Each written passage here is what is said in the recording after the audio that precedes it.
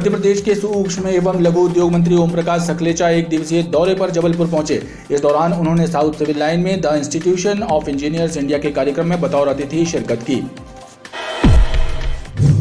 आजादी के अमृत महोत्सव के अंतर्गत भारतीय खाद्य निगम ने रामपुर स्थित डिपो में एक कार्यक्रम का आयोजन किया। इस कार्यक्रम के माध्यम से उपस्थित किसानों को कृषि और खाद्यान्न क्षेत्र में आजादी से लेकर अब तक हुए विकास कार्यों की जानकारी दी गई। माड़ोताल ITI के पास स्थित शंकर नगर में मूलभूत सुविधाओं का अभाव है। ऐसे में बस्ती के लोगों को परेशानियों का सामना करना पड़ रहा है। बस्ती वासियों की माने तो बस्ती में साफ सफाई, सड़क, पानी और स्ट्रीट लाइट जैसी मूलभूत सुविधाओं का अभाव है। दिव्यांग संघर्ष समिति ने 3 दिसंबर को मनाए जाने वाले विश्व विकलांग दिवस का विरोध और बहिष्कार करने की चेतावनी दी है। दिव्यांग जनों का कहना है कि सरकार दिव्यांगों की समस्याओं और लंबित मांगों की ओर कोई ध्यान नहीं दे रही, लिहाजा दिव्यांग परेशान हैं। फिल्म अभिनेत्री कंगना रनौत के द्वारा देश की आजादी को लेकर की गई विवादित टिप्पणी का मामला लगातार तूल पकड़ रहा है। कैंट विधानसभा युवा कांग्रेस के प्रतिनिधिमंडल ने फिल्म अभिनेत्री कंगना रनौत के विरुद्ध FIR दर्ज करने और देशद्रोह के तहत मुकदमा चलाने की मांग की। आधारताल पुलिस ने धोखाधड़ी के मामले में फरार भूमाफिया DM मंसूरी के बेटे मोहम्मद इस्माइल को गिरफ्तार किया। आरोपी ने एक परिवार को 35 लाख रुपए में डुप्लेक्स बेचा था और रजिस्ट्री के वक्त मुकरते हुए 25% राशि काटकर पैसा लौटाने की बात करने लगा। पीड़ित परिवार की शिकायत पर आधारताल पुलिस ने FIR दर्ज करते हुए आरोपी को गिरफ्तार किया। विजयनगर के कंचन विहार इलाके में एक श्वान को गोली मारने के मामले में अधिवक्ता योगेश चंदेल के ऊपर दर्ज किए गए प्रकरण की निष्पक्ष जांच की मांग को लेकर अधिवक्ताओं के एक प्रतिनिधि मंडल ने पुलिस अधीक्षक के नाम मांग पत्र सौंपा।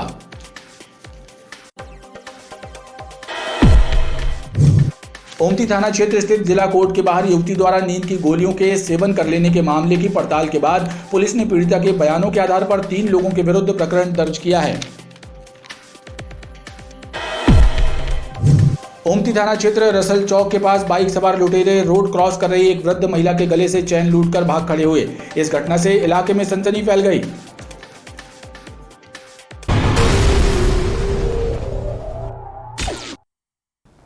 नमस्कार, BTV न्यूज में स्वागत है आपका। इस बुलेटिन के साथ मैं हूं कृष्ण कुमार और आइए इस बुलेटिन की शुरुआत करें। उससे पहले नजर डालते हैं हेडलाइंस पर।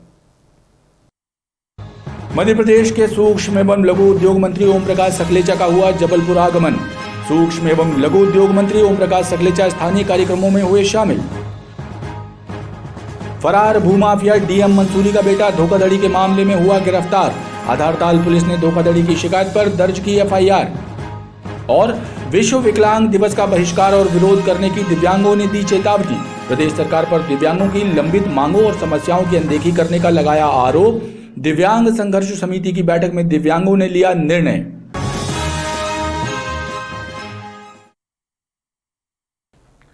मध्य प्रदेश के सूक्ष्म एवं लघु उद्योग मंत्री ओम प्रकाश सकलेचा एक दिवसीय दौरे पर जबलपुर पहुंचे। इस दौरान उन्होंने साउथ सिविल लाइन में the institution of engineers India के कार्यक्रम में बतौर अतिथि शिरकत की। जबलपुर प्रवास पर आए सूक्ष्म एवं लघु उद्योग मंत्री ओम प्रकाश सकलेचा ने मीडिया से बात करते हुए कहा कि कोरोना काल में उद्योगों का जो समय रहा है वो बहुत बुरे दौर से गुजरा है, लेकिन अब हालात सामान्य हो रहे हैं। अगले वर्षों में हम प्रदेश में नई इंडस्ट्री शुरू करने वाले हैं, जिसकी तैयारियां की जा रही हैं। मध्य प्रदेश शासन के सूक्ष्म एवं लघु उद्योग मंत्री ओम प्रकाश सकलेचा का शनिवार को जबलपुर आगमन हुआ। सूक्ष्म एवं लघु उद्योग मंत्री ओम प्रकाश सकलेचा ने साउथ सिविल लाइन में the institute of engineering centre में आयोजित कार्यक्रम में बतौर अतिथि शिरकत की और ई-लाइब्रेरी का उद्घाटन भी किया।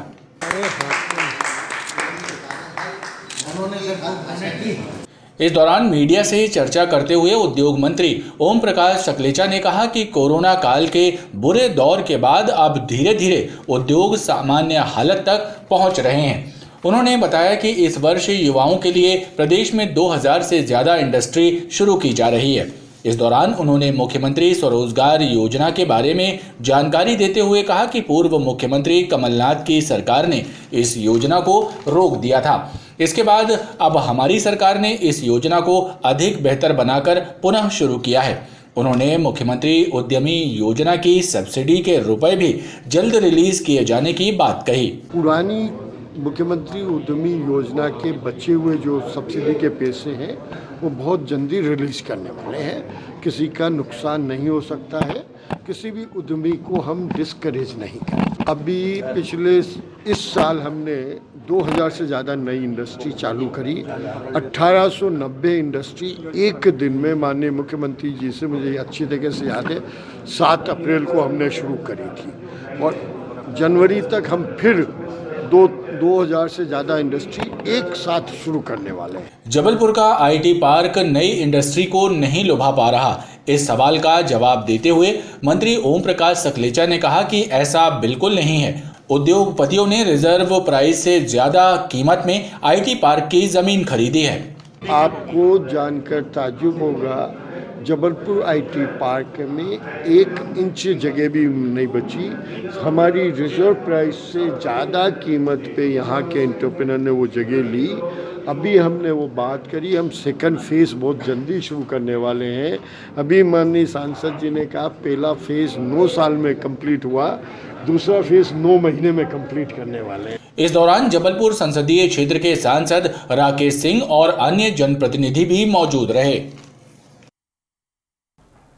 आजादी के अमृत महोत्सव के अंतर्गत भारतीय खाद्य निगम ने रामपुर स्थित डिपो में एक कार्यक्रम का आयोजन किया। इस कार्यक्रम के माध्यम से उपस्थित किसानों को कृषि और खाद्यान्न क्षेत्र में आजादी से लेकर अब तक हुए विकास कार्यों की जानकारी दी गई। आजादी की 75वीं वर्षगांठ के अवसर पर मनाए जा रहे अमृत महोत्सव के तहत भारतीय खाद्य निगम के द्वारा जबलपुर मंडल के रामपुर डिपो में एक कार्यक्रम का आयोजन किया गया। इस कार्यक्रम में पूर्व मंत्री और विधायक अजय बिश्नोई, भारतीय खाद्य निगम के मंडल प्रबंधक अनिल कुमार वर्मा मुख्य रूप से शामिल हुए। इस कार्यक्रम के तहत किसानों को आजादी से लेकर अब तक देश में खाद्यान्न वितरण, कृषि और किसानों को समर्थन मूल्य दिलाने की दिशा में किए गए कार्यों और देश के विकास के संबंध में विभिन्न जानकारियां प्रदान की गईं। आज यहाँ FCI के द्वारा इसका आयोजन किया गया था।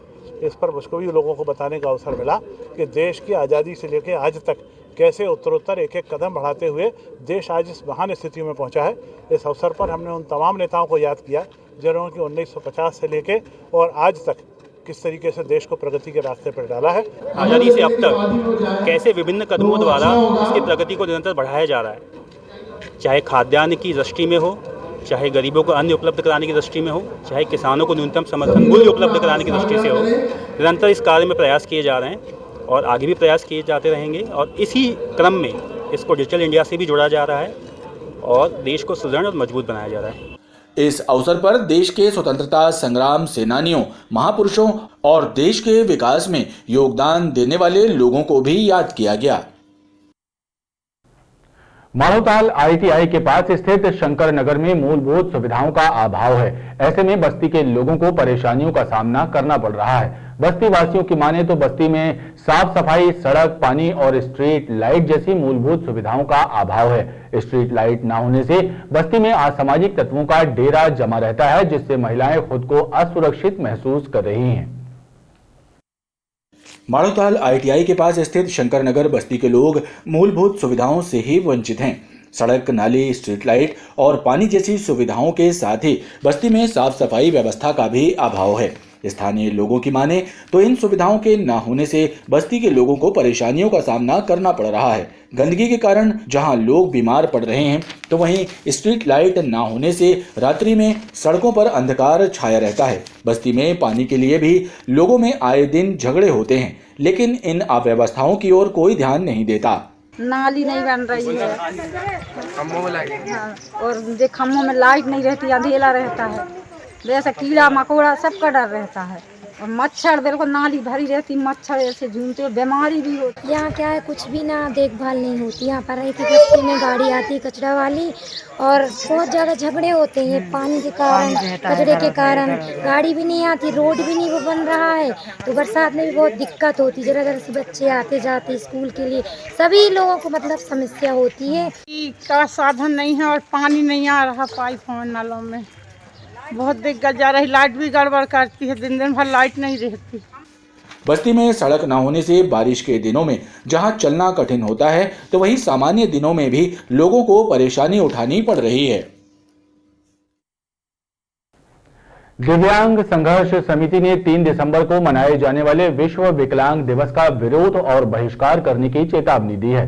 दिव्यांग जनों का कहना है कि सरकार दिव्यांगों की समस्याओं और लंबित मांगों की ओर कोई ध्यान नहीं दे रही, लिहाजा दिव्यांग परेशान हैं। ऐसे में दिव्यांग जनों ने विश्व विकलांग दिवस को बहिष्कार करने का निर्णय लिया है।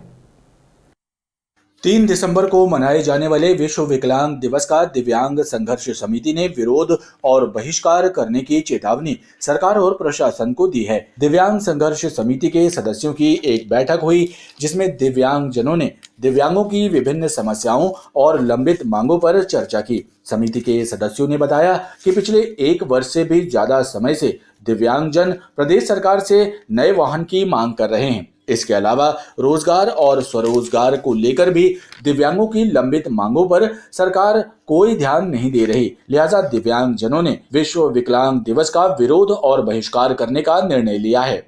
क्योंकि दिव्यांगजनों की कोई भी मांग पे आज तक शासन का ध्यान नहीं गया। जैसे ये गाड़ी के विषय में हमने बोला था कि इस गाड़ी को गुणवत्ताहीन है, इसको बदल के नई गाड़ी दी जाए पेट्रोल चलित, उस पर कोई कार्रवाई नहीं हो रही है। ये गाड़ी हर समय कुछ न कुछ दिक्कत देती है, दिव्यांग इससे चलते में परेशान रहता है। हम चाहते कि जो विश्व विकलांग दिवस के पहले हर दिव्यांग जन की जो गाड़ियाँ गड़बड़ हैं वो सुधारी जाए या बदली जाए, क्योंकि ये गाड़ी 10 साल चलने के बोला जाता है, ये 3 साल से ज़्यादा चल नहीं सकती। दिव्यांगजनों ने सरकार से ये भी मांग की है कि विश्व विकलांग दिवस के अवसर पर दिव्यांगों को रोजगार और स्वरोजगार के अवसर प्रदान किए जाएं। फिल्म अभिनेत्री कंगना रनौत के द्वारा देश की आजादी को लेकर की गई विवादित टिप्पणी का मामला लगातार तूल पकड़ रहा है। कैंट विधानसभा युवा कांग्रेस के प्रतिनिधि मंडल ने फिल्म अभिनेत्री कंगना रनौत के विरुद्ध एफआईआर दर्ज करने और देशद्रोह के तहत मुकदमा चलाने की मांग की है। युवा कांग्रेस के एक प्रतिनिधि मंडल ने फिल्म अभिनेत्री कंगना रनौत द्वारा देश की आजादी को लेकर की गई विवादित टिप्पणी के विरोध में रांची थाना प्रभारी को एक शिकायत पत्र सौंपा और कार्रवाई करने की मांग की। युवा कांग्रेस कार्यकर्ताओं ने इस दौरान फिल्म अभिनेत्री कंगना की विवादित टिप्पणी को लेकर आक्रोश जाहिर किया और एफआईआर दर्ज करने की मांग की।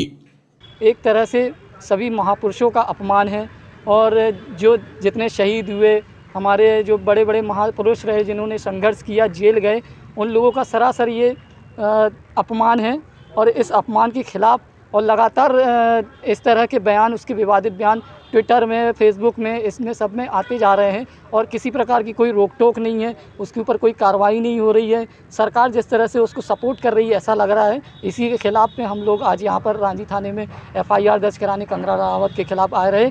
इसमें ज्ञापन में इस बात का उल्लेख है कि फिल्म अभिनेत्री कंगना रनौत के विरुद्ध एफआईआर दर्ज किया जाए। इस परिप्रेक्ष्य में और जो इन्होंने कंटेंट्स के साथ में जो आवेदन दिया है, इसको जो है वरिष्ठ अधिकारियों के संज्ञान में लाया जाएगा, उनको बता करके और उनके निर्देश और आदेश के अनुसार और जो विधि संगत कार्रवाई होगी वो की जाएगी। आधारताल पुलिस ने धोखाधड़ी के मामले में फरार भूमाफिया डीएम मंसूरी के बेटे मोहम्मद इस्माइल को गिरफ्तार किया है। आरोपी ने एक परिवार को 35 लाख रुपए में डुप्लेक्स बेचा था और रजिस्ट्री के वक्त मुकरते हुए 25% राशि काटकर पैसा लौटाने की बात करने लगा। पीड़ित परिवार की शिकायत पर आधारताल पुलिस ने एफआईआर दर्ज करते हुए आरोपी को गिरफ्तार किया है। आधारताल क्षेत्र के फरार भूमाफिया डीएम मंसूरी के पुत्र इस्माइल के विरुद्ध भी आधारताल पुलिस ने धोखाधड़ी का मामला दर्ज करते हुए उसे गिरफ्तार किया है। इस्माइल के विरुद्ध पुष्पक नगर निवासी मीना जाटव ने एफआईआर दर्ज कराई है। पुलिस के मुताबिक मीना के पति इंद्र कुमार जाटव ने जनवरी 2019 में इस्माइल से पुष्पक नगर में डुप्लेक्स खरीदने का अनुबंध किया था। 35,50,000 में इसका सौदा तय हुआ। इस्माइल ने डुप्लेक्स का पोजीशन उन्हें दे दिया। मीना जाटव ने बताया कि डुप्लेक्स का निर्माण अधूरा था। अप्रैल 2020 में उसने गृह प्रवेश के बाद स्वतः अधूरे निर्माण कार्य को पूरा कराया। इसके बाद जब रजिस्ट्री का समय आया तो इस्माइल ने रजिस्ट्री करने से इनकार कर दिया और मीना और उसके पति को किराएदार बताकर 25% राशि काटकर पैसा वापस करने की बात कही। इस तरह इस्माइल ने ना तो रुपए वापस किए और ना ही रजिस्ट्री कराई, जिसकी शिकायत मीना जाटव ने थाने में की, जिसके बाद पुलिस ने एफआईआर दर्ज कर इस्माइल को गिरफ्तार कर लिया। इस्माइल मंसूरी को इन्होंने 33 लाख रुपए नकद दे दिए और 2.5 लाख रुपए के चेक दे दिए। ये सन 2020 में 16/1/2020 को इन्होंने पूरा पैसा को दे दिया। इसके बाद भी जो ट्यूबलेक्स में काम कराना था, बोर कराना था, उसकी डेंटिंग पेंटिंग करना था, पूरा काम इस्माइल मंसूरी द्वारा नहीं कराया गया और ना ही उसकी रजिस्ट्री कर रहा है।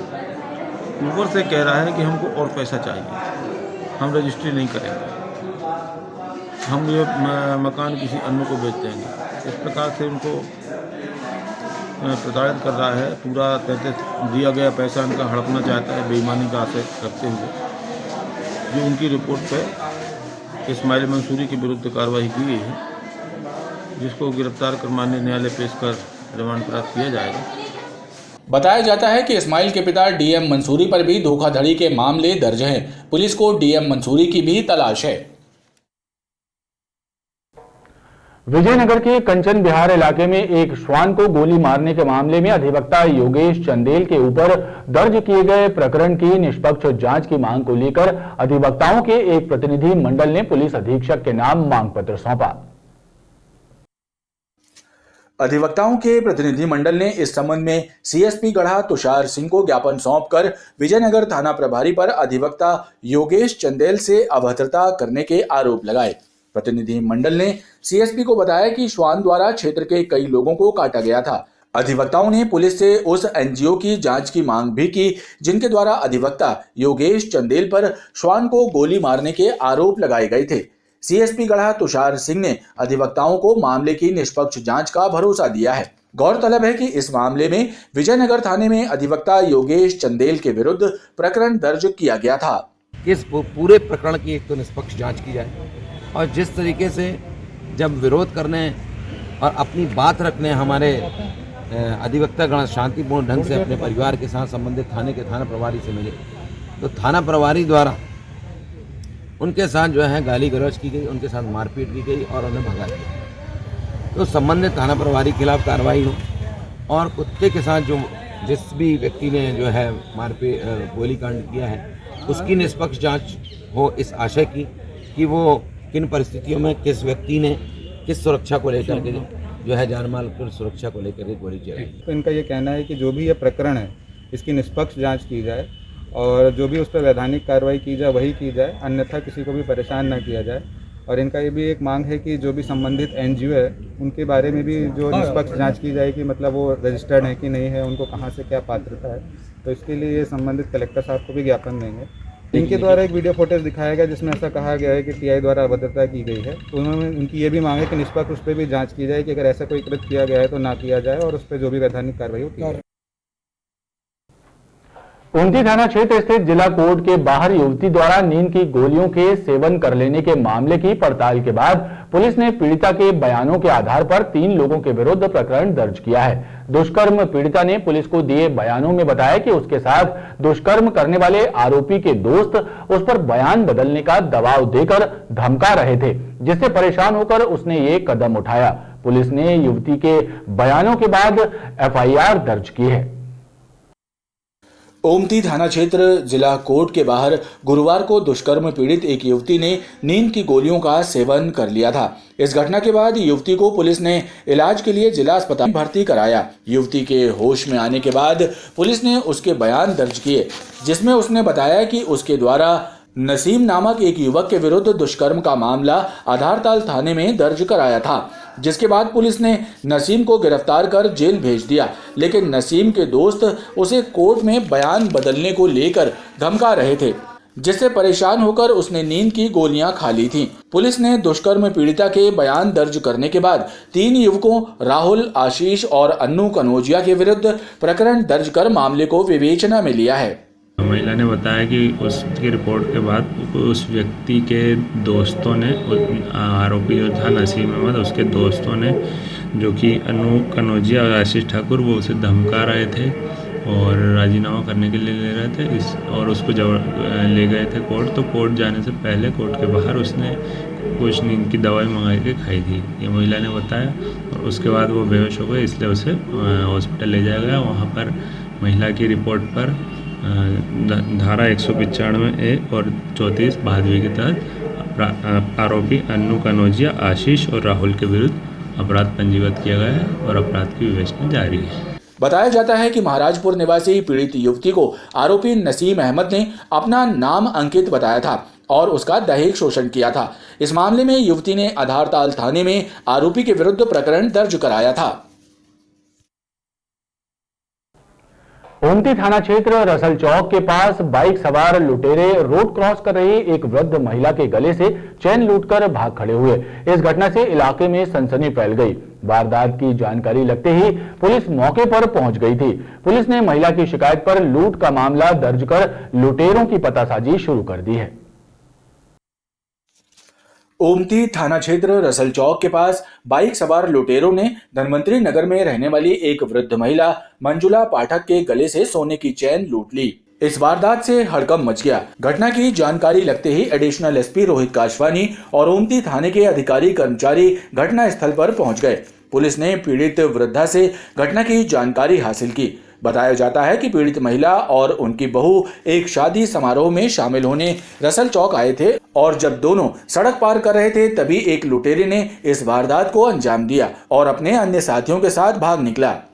थाना ओमती क्षेत्र में रसल चौक पे आर्यंत होटल है। तो आज लगभग 9:30 बजे के आसपास एक महिला अनामिका पाठक ने हमें बताया कि वह अपनी सास मंजुला पाठक के साथ बराड़ रोड पे से वहाँ से पैदल आर्यंत होटल में खाना खाने जा रहे थे। वहाँ पर जब वो रास्ते से जा रहे थे तो एक लड़का पीछे आया और उनकी सास मंजुला पाठक की चेन खींचकर ले गए। इस संबंध में पुलिस ने तत्काल घटना स्थल पर पहुंचकर गवाहों से पूछताछ की और बाकी अन्य डिजिटल साक्ष्य दिखाए और पुलिस अपनी जांच कर रही है। अपराध इसमें पंजीबद्ध किया गया है और जल्दी से जल्दी पुलिस कार्रवाई करेगी और आरोपियों को पकड़ने के पूरे प्रयास किए जा रहे हैं। पुलिस ने वृद्ध महिला की रिपोर्ट पर लूट का प्रकरण दर्ज किया है। पुलिस घटना स्थल के आसपास लगे सीसीटीवी कैमरों को खंगाल रही है।